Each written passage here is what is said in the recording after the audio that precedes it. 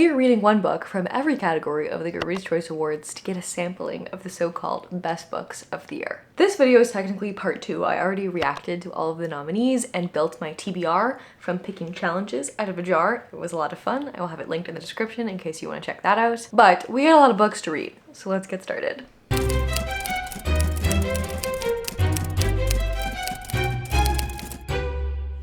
I'm loving the crap out of it. I think it's perfect. I have no notes on this book. We are following our main character, who is the assistant IDEX investigator. He's basically investigating crime, and his person that he's the assistant to, the actual investigator, is Anna, and she is very Sherlock Holmes coded. Her vibe, she's portrayed as being crazy, like a mad woman. She wears a blindfold and she is just so incredibly smart and good at her job and so quirky, and I want to be her friend. I like her a lot. I'm also really loving how this world has been created, because we have this super interesting magic system with these people who are altered by, like, our main character. He remembers everything. He's an engraver. There are these leviathans that are threatening their country, and the leviathan's blood is what they're using to alter people. So now this guy has like little creatures swimming around in his brain that make him remember everything that he hears. It's such a rich world and a rich magic system, but the way that the book was set up, it's so easy to get into and it's so easy to understand. It doesn't feel like I'm being dropped in the middle of a world and like asked to figure it out. And it also doesn't feel like I'm getting anything info dumped. I'm getting just the information I need just at the right time. I've never read anything from this author before, but he is the author of the Foundry Side series that I know a lot of people love. Now, I'm halfway through this book. I'm feeling like I'm gonna want to pick up everything that he's ever read. So that's my update. I'm loving it. This murder situation that we're trying to figure out is super interesting. There's stuff going on with the Leviathans. There's politics happening. I'm learning all of this magic. I'm having a great time. I'll check in with you guys when I finish it. Oh, and today we're going horseback riding, I think. So I'll take you guys along for that journey as well.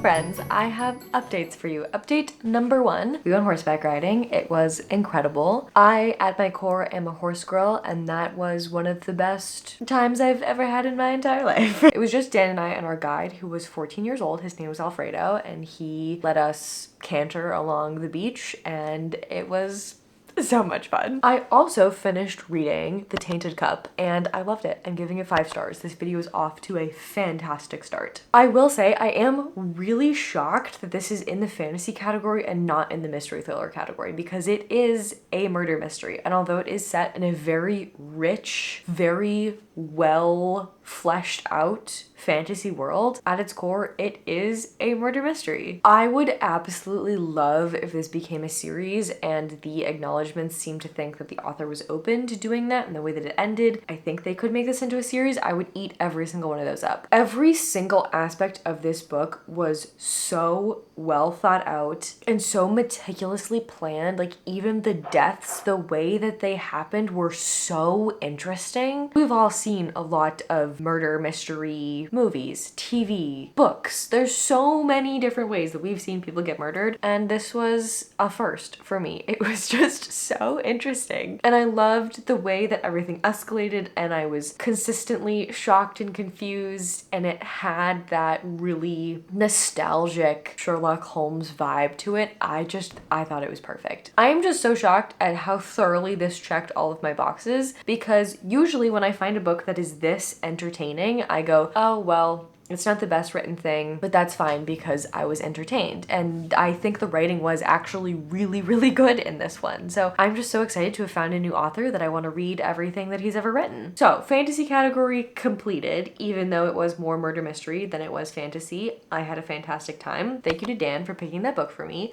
The next category we're going to read is horror. And the way that we are selecting the horror book that we read is I just reserved absolutely everything that was in the horror category from the library, except one of the books was actually available. No reserving needed. And both the audiobook and the Kindle book were available, so now I have both of them. We're gonna start reading, and I will check in with you guys tomorrow to tell you what's gone down in this book.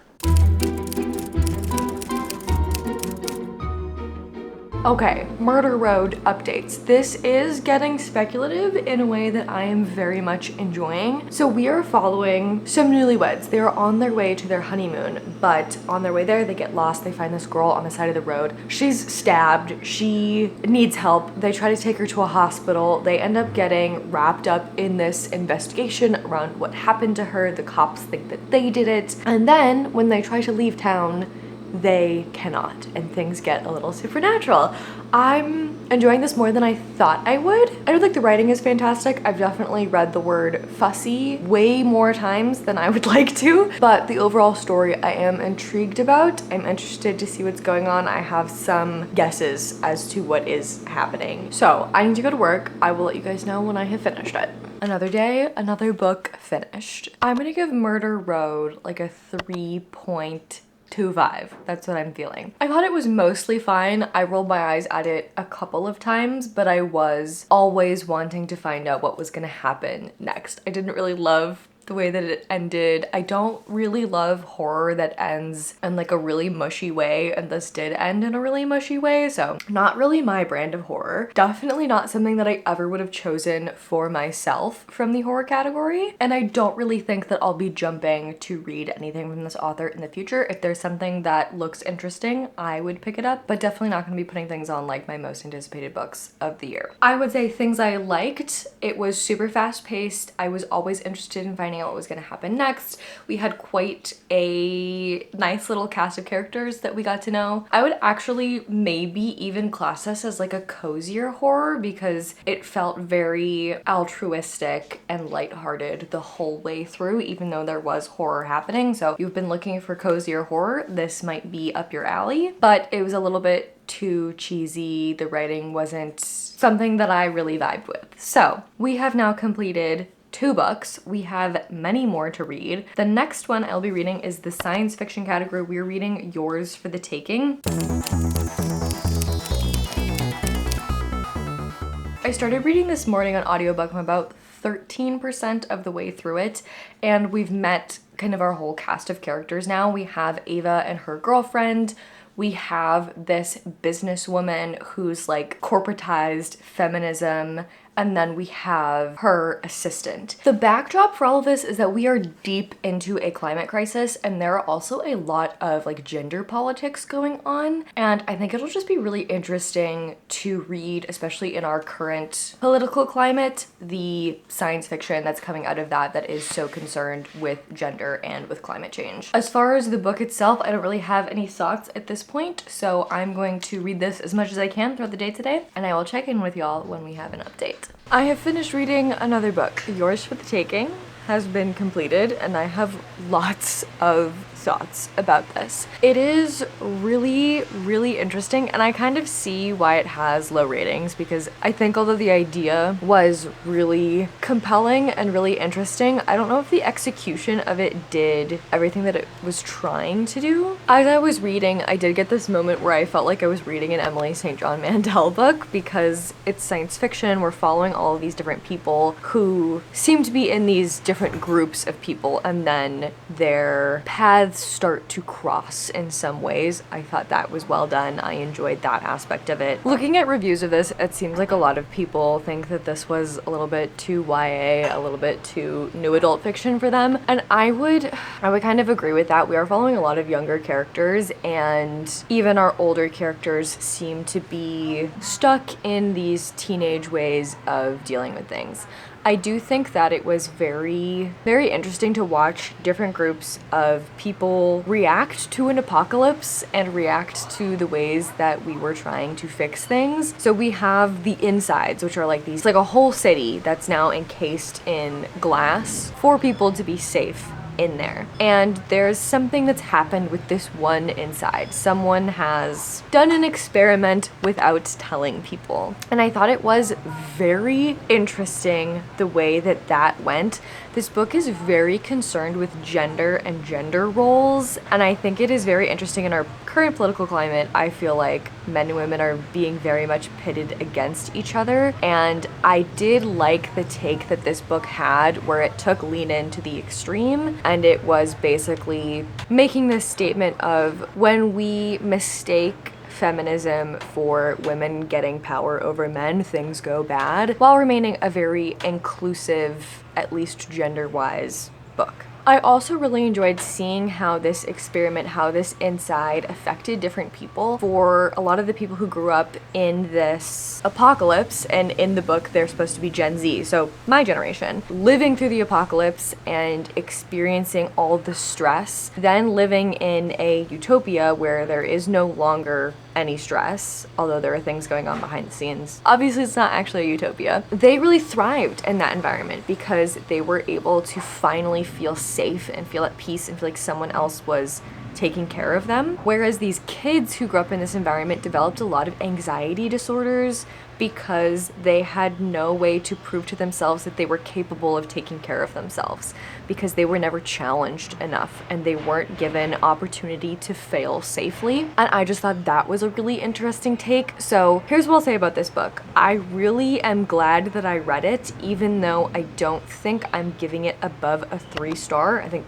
3 stars is where I'm leaving it, but the thoughts and conversations that this brought up were really, really good. I really enjoyed grappling with those thought experiments, if you will, but I don't think I loved the way this was executed. I didn't feel super connected to any of our characters. I loved the world that we were in, I loved the conversations we were having, but I wasn't connected to any of the characters, and so ultimately not something I could give above a 3-star, but would read from this author again in the future and would love to see somebody else take a crack at these questions, because it's not something I've seen in literature in this way before. Because I think it is hard to toe that line between remaining progressive and inclusive and also critiquing the way that we go about doing that. That's what I'll say about that. The next book that we're reading is The Bullet Swallower, which is my pick for the historical fiction category. We're reading the shortest book on the historical fiction nominee list. And this book was described to me, the thing that got me excited about reading it, as a magical realism Western. And I actually did not know anything else about it at that point. I'm having actually a really fantastic time. We're following this one family, the Sonoros, and they have had some bad things go down. There's a gold mine, there's some people being exploited, there's some devilry afoot, and we also have this supernatural paranormal character, which is the Darkness, who marks people for hell. And the main character that we're following is this baby that this entity has been asked to mark for hell. And it's the only person this entity has ever not marked for hell when he was supposed to, because he was a baby and he didn't believe that the baby had done enough to deserve to be marked for hell. And the reason why the baby was marked for hell is because the family itself has been so evil. We're also following, in more present day, this actor who is also part of this family and has found this book and is now uncovering all the things about this family. But our main character, back in the Western vibes, we're on the border of Mexico and Texas, and we are fighting for our lives. There is a reason why this person is called the Bullet Swallower, and it is horrifying, but we're all mixed up in this story of vengeance and good versus evil, trying to do what's best for your family, what it is to be a man, while also getting some really lovely pockets of silliness and humor and debauchery. So far, I'm having a good time. We're about to go to the beach, hopefully for a beach dinner and sunset, and also a little swim, so I will take you guys along with me for that. And that's that. Let's go to the beach and finish our book.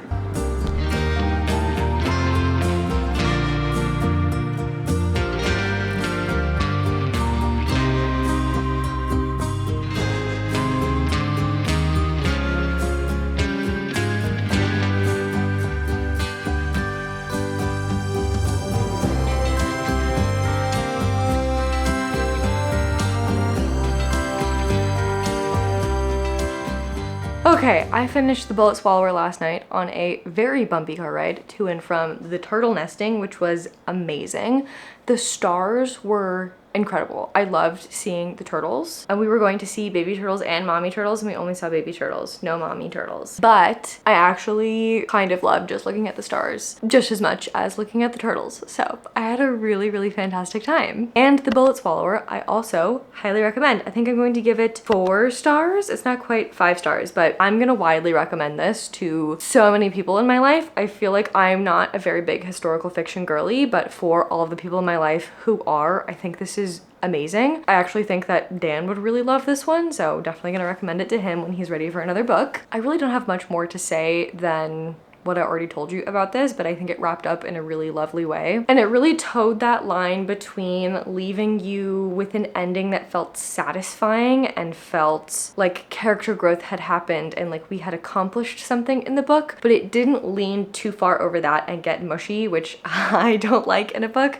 I don't love when everything is just like sunshine and roses and everything's perfect. And I think it would have cheapened the book, and I'm glad that they didn't do that. I thought it was just really well done. So historical fiction was a win. The next thing we're gonna do is read our mystery thriller. So I actually have 2 options here. I'm gonna read the first chapter of both. The first one is The Heiress. I read Reckless Girls by this author before and had 0 clue that she had another book coming out. It seems super intriguing. We have this woman with a great fortune. She's in North Carolina, which is where I used to live. She has died. We were going back to the family mansion to investigate. There's a kidnapping that happened a while ago. I'm curious to see what happens. And then our other option is How to Solve Your Own Murder, which sounds cheeky and fun. But I don't know if it's gonna be too much of a similar vibe to The Tainted Cup since we already read a murder mystery vibe. I don't know if maybe we wanna go for more of a thriller this time. So I'm leaning towards The Heiress, but we're gonna read the first chapter of both at the beach, and whichever one is better, we'll start reading that one. I'll let you know what happens. Okay, here are the results of my try chapter situation. I did end up selecting The Heiress.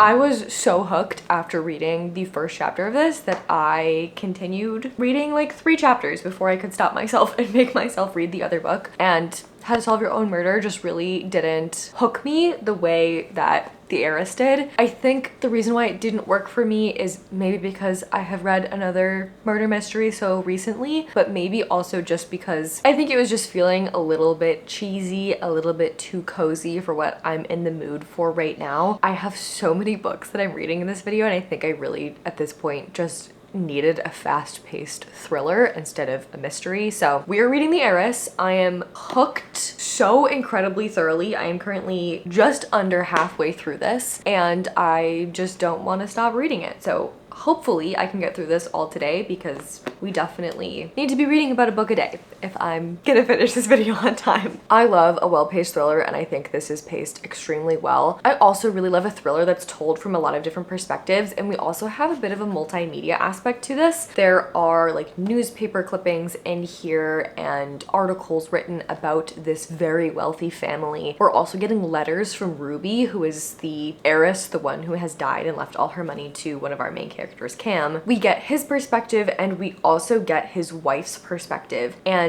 there are things that they are keeping from each other, but they also like really do love each other, and that's very sweet. I feel like, at least I really hope that they are going to stay in love, and even though they have secrets to hide from each other, I hope that they're not too bad, because I am sick and tired of every relationship in a book that's not a romance being someone's cheating on someone, or they actually hate their spouse. Especially being engaged right now. I just want people to be in love and happy. Anyways, there have already been reveals, and I love this literary device, if you will, in a thriller where a huge reveal is just dropped in the middle of a very mundane scene that feels like very basic world building, and then it just literally made my mouth hang open. I was just like, wait, what? What did you just say? What just happened? So I'm enjoying this immensely. I am very excited to see what's gonna happen with Cam and his wife, who've now come back to Ashby House, which is the home that he technically owns, but he hasn't touched any of the money. Also, What is up with rich people having so much money and not using it? Like, if my family was just sitting on millions and millions and millions of dollars and I could just have a cool 100 mil, why would you not take advantage of that? I don't know. I'm sick of this trend of super wealthy people wanting nothing to do with their money. And I'm sure there's other things at play with that, but I think it's silly and not relatable. It makes them a little bit annoying. Cam and his wife Jules are going back to Ashby House to sort some things out, even though he's very much estranged from all of his family. Ruby has died. He's inherited everything, except he doesn't spend any of the money, which is fine, I guess. And we are slowly finding out things about Ruby's life and Ruby's past through these letters, and also trying to uncover, I guess, what's going down at this house. I'm not really sure what's going to happen, but I'm along for the ride and I'm having a great time. I think it's written really well. The members of his family are super easy to dislike. I really want to know what's going on with Cam and his wife and what secrets they're keeping from each other and whether or not they're good people. And those are my thoughts. I'll see you later. I have finished reading The Heiress. I'm also trying a new tea today. This is Lady Grey. Shall we try it together? I thought this was fitting for talking about The Heiress, since Lady Grey, Heiress, supposed to be more citrusy than Earl Grey. So we'll give it a shot. Ooh, it is more citrusy than regular Earl Grey. I think I really love that. You know what this would be perfect with is like a little square of orange dark chocolate. That would be incredible. Wow, exciting. New tea unlocked. Let's talk about The Heiress. I really enjoyed this. And looking back on it, I don't know if I'm justified in liking this so much. I'm gonna give it 4 stars, but I will warn you, not a lot happened in this book. Like, objectively, all of the action and reveals pretty much are happening in the past. There are a lot of secrets to uncover, and we are finding out what Ruby has done in her past through letters, but Ruby is already dead at the start of the book, so there's not really like any interaction with her. She couldn't really do anything in present day. So we're finding out about all the things that Ruby did that were dark and shady in her past after she's already dead through these letters. We're finding out about things that our couple has already done in the past. We're finding out things about what all these other family members have already done in the past. I'm gonna be honest with you. On paper, it doesn't really seem like this should be a super fast-paced, captivating thriller because all the action has already happened pretty much by the time the book starts. There is stuff that happens at the end. Things do go down. It's not one of those thrillers where there's like a killer who is threatening every single person in the book, or where it starts and a murder has just taken place. But because we're in all these different timelines where stuff is going down, it feels captivating and fast-paced because we're trying to uncover everybody's secrets. I liked it. I just don't want you to get your hopes up about it. But I ate it up. I thought it was a great time. I enjoyed it. I loved hating all of the members of this family. I loved finding out the truth about all of these rumors that have been circulating for decades about this family. And I did enjoy the way that the 2 individuals in this couple were both doing shady things and objectively bad things, but still genuinely loved each other. At least they think that they do. That was my hope. And I'm happy that not every couple in a thriller is cheating on each other or trying to kill the other person or something. So, mystery thriller, check, done. I enjoyed the ride. On to our next book. It's Thanksgiving! Dad is currently on a hunt for sage so we can attempt to make stuffing. No turkeys to be found. We don't have an oven. I'm gonna cook some cranberry thyme chicken in a pan. We're gonna have a great time. I am also attempting to make a banoffee pie. I am reading today the audiobook for romance, which you guys chose. This is everything that got votes. And the thing with the most votes was a love song for Ricky Wilde by Tia Williams, who is the author of 7 Days in June, which I greatly enjoyed, which I would say is the least romancy romance I have ever read, but greatly enjoyed that. I'm super excited to see what this one is about. I'm currently like 20-ish% of the way through it. We're following Ricky Wilde. She is from this very wealthy family. She's the black sheep of the family. She wants to open a floral shop. We're also following this pianist guy who was a sharecropper and has now moved up to New York City to get his big break playing piano. I think this one is supposed to get supernatural in some way, magical in some situation. I'm not really sure how that's gonna go yet, but let's attempt to cook a good old American Thanksgiving meal in Costa Rica.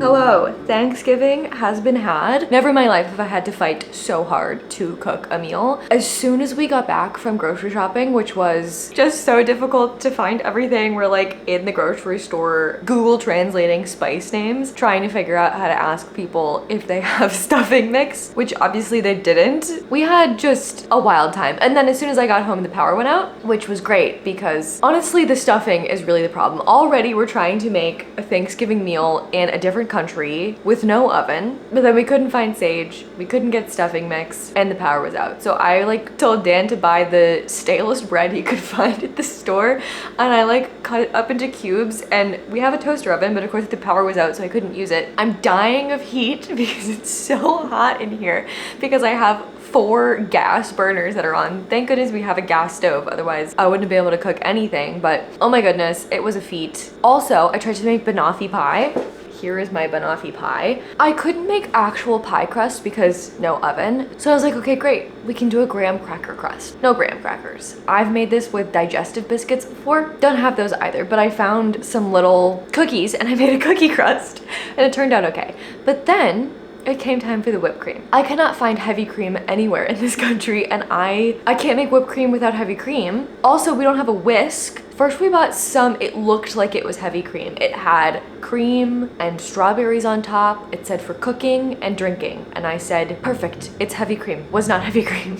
I'm sitting there trying to whisk this with a fork. Did not work. So then I went back to the store and I found chantilly cream, which had sugar and vanilla already in it. But that also did not whip up the way that heavy cream usually whips up. So I swear I was sitting there with my fork in the freezer whipping my cream for like a half an hour. My arm hurts. But we had Thanksgiving meal. The power went back on about half an hour before we ate. We were able to put the leftovers in a cold fridge, which is very exciting. I also finished A Love Song for Ricky Wilde. I loved it. I think, unfortunately, I'm learning because I just joined the live stream for Kayla's Literally Dead book club where they read An Academy for Liars, which you guys know that I gave 5 stars to and absolutely ate up. Everybody apparently hated that, and I have a feeling this might happen with A Love Song for Ricky Wilde as well, because I'm giving it 4 stars. Am I giving it 4 stars? Am I giving it 4.5 stars? It made me tear up at the end, so I think it has to be, I'm giving it 4.25. I think I liked 7 Days in June better, but that is also less of a romance than this was. This is a romance. It's just so gushy and mushy and beautiful, and I ate it up. I ate up every single thing about it. It was so incredibly good. It is speculative. It does get supernatural. These 2 people are soulmates, and it is just so cute and tender and sweet to see people in love. It was just really nice to be in people's heads of like they are not sure how long they have together and they are worried that their lives are at risk, but also nothing else really matters because they have each other and they just want to be in each other's arms. And there was this line in there where they were talking about how sad they were because they didn't think that they were going to get an ordinary kind of love where you've been together for years and you just know each other so completely, and almost romanticizing that feeling of going through the motions of being in a relationship. And I just thought that was such an interesting line. I will say the plot of this was incredibly predictable. I think if you had asked me to read the synopsis and tell you what was going to happen, I could have told you exactly what was going to happen, but I liked the journey. I liked the ride. There is a Easter egg situation moment where our author, our main character from 7 Days in June, is present in this book for a little bit, and I enjoyed that little Easter egg. I thought that was cute. Definitely don't need to have read 7 Days in June to read this, but I like it when especially romance authors do that and they put their couple from their first book in the subsequent book so we can kind of check in on them and see what's going on with them. I also want to have a conversation about wealth in books because this is now the 2nd book that we're reading that has to do with someone who stands to inherit a lot of money who isn't using that money. We read The Heiress and our main character in that has inherited all this money, is not touching it, does not use it. Our main character here, she is also of a very wealthy family and she isn't using her money, but we still get scenes that are set like in this grand home with her family all at dinner. It is interesting given our current economic situation where inflation and cost of living are super high right now. I think people like to interact with wealth in media, but I think it is really interesting that this is now the second book we've read that was published this year where these incredibly wealthy people are not using any of their money. And I think, here's my theory, is that we want to experience that wealth because it is entertaining to experience the excess, but our characters are not relatable if they are using all of that wealth, and so we don't want to see them being socialites using all of this wealth in a present day context, and instead we want them to be adjacent to it because it's interesting and it's entertaining and we want to see the opulence, but we don't want them to want it because it's so unattainable. That's my theory. Let me know in the comments what you think of that. Okay, time for me to finish my tea and have some leftover pie, and then we will choose the next book we're reading. I'm going to be sprinting with my channel members later today, so I will check in with you guys when I've selected the book that we're going to read during that. I know I told you we were going to pick our book while I was live with my channel members. I did have an excellent time going live with my channel members. If you want to join the membership, I will leave the link below. We've been doing a ton of reading sprints trying to get this video done, and I've been having a really great time, but before we do that, I need to send you back to me scrambling to vote because last night I realized it was the last night to vote on a Goodreads Choice Awards and I need to get that done. So let's go vote and then we'll talk about our next book. Here's what we need to do. We need to look at the top 10 in all the categories, and we also need to vote because this is the last day for voting. So let's take a look at what made it into the final rounds. Okay, looking at fiction, the Sally Rooney is there, which we could have guessed, and I have not read anything in that category, so we are not voting in fiction. Let's take a look at historical fiction. Sadly, our pick did not make it into historical fiction, and I've also not read anything in that section, so let's move on to mystery thriller. The Midnight Feast is here, but our selection is not here, and I don't know if I liked Midnight Feast enough to vote for it, so I think we're moving on to romance. Okay, this is gonna be tough because I love Just for the Summer and I love Funny Story. Once again, our pick for romance did not make it. I will be voting for Just for the Summer by Abby Jimenez. I loved that book so much. It's set in Minnesota and was just like my perfect book. On to Romantasy, which, that's so interesting. I thought for sure The Honey Witch would have made it into this final round, but the book that we read, The Spell Shop, did make it, and I think I did like it enough to vote for it, so we're gonna vote for that. On to fantasy. I would actually be shocked if The Tainted Cup made it because it's really not, it's more mystery than it is fantasy in my opinion. It did make it though, and I loved that, so that's what we're gonna vote for. On to science fiction. The Ministry of Time made it into the top 10. That's so shocking to me. Okay, I did not like The Ministry of Time enough to vote for it, and I haven't read anything else, so we're moving on to horror. Okay, our pick is in here, Murder Road, but definitely did not like that enough for it to get my vote. I don't think The Tea Kingfisher I liked enough for it to get my vote either. When I Was a Teenage Slasher is in here. I did also love We Used to Live Here, but I Was a Teenage Slasher is so good, and that is getting my vote. One of my favorite horror ever. Debut, we haven't read our debut yet, and I haven't read anything except The Ministry of Time. No, I have. I read We Used to Live Here and loved it, so we can vote for that. On to audiobook. I am actually really intrigued to see the 1984 in here because did all the people who voted for 1984 listen to this exact Audible edition of 1984?